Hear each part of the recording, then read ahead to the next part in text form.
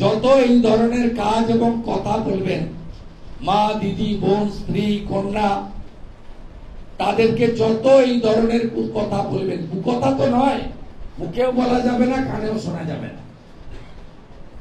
এদের লাজ লজ্জা নেই বলে এরা মিটিং এ আসে ক্যামেরার সামনে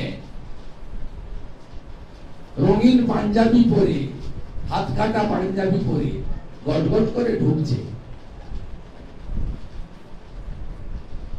বড়মার মন্দিরে ঢুকতে দিয়েছেন কেন ওখানকার ট্রাস্টিরা? যে বোলপুরের আইসির মাকে এবং স্ত্রীকে 5 বার বলছে আমি দর্শন করবো তুমি, এই কোন বাংলা? এই বাংলার পুরো চিত্রটা চেঞ্জ করে দিয়েছে তৃণমূল, একটা অসভ্য পার্টি। নর্দমার কিটের সঙ্গে ওদের তুলনা করা যায় না।